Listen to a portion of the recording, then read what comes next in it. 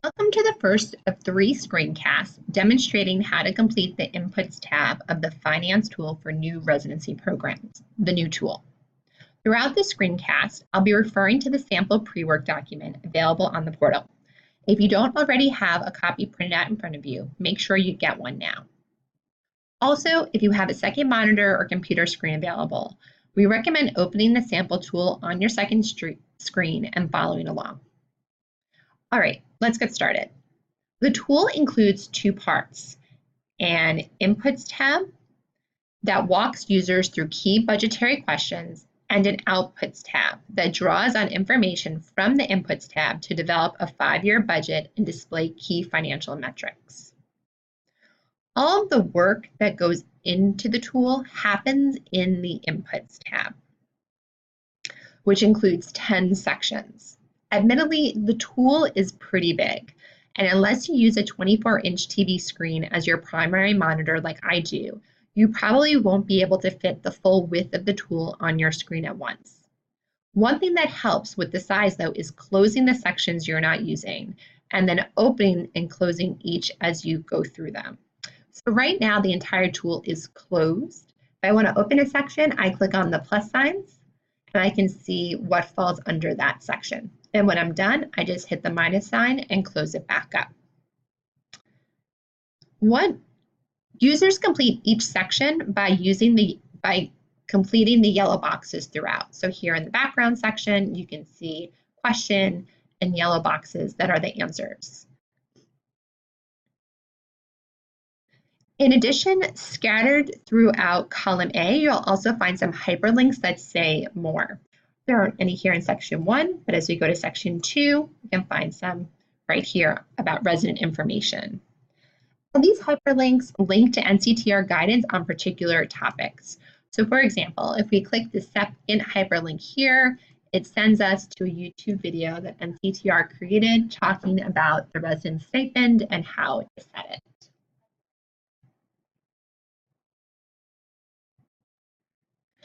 All right, so now it's time to start populating the tool. I'm going to minimize everything, close it up.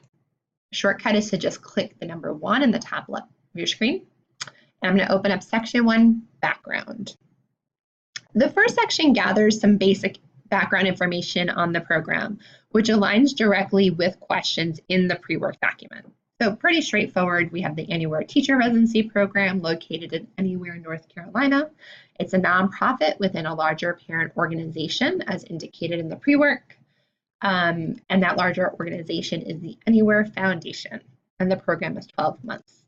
It also has the benefit of starting with a $20,000 cash reserve. So I'm going to close that up, move on to section 2. And the beginning of section 2 is pretty similar, some questions here, and you just fill it in based on the pre-work. It's around section 2B where things get just a little more complicated. So the first question asks if residents receive different stipends. If not, we just click on there, select from the drop-down menu, no, and a new set of questions pop up.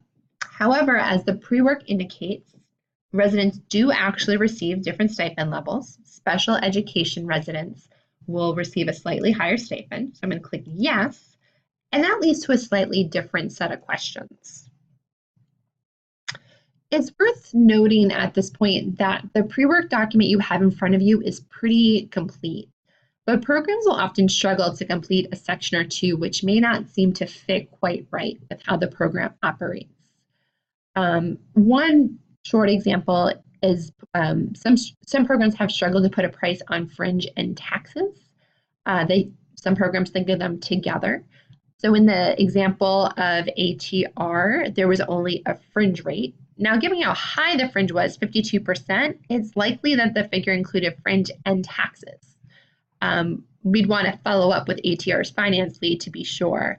But so long as we capture all the costs on top of the stipend amount, it's fine to combine them, in which case it's fine to leave column I blank. We do here. The tool is not meant to be an exercise in filling in all the boxes. There are some instances where it's okay for some to be either estimated or even left blank in some instances. So this is that's an example of just one of the nuances that pop up along the way. And I mention it because things will absolutely pop up.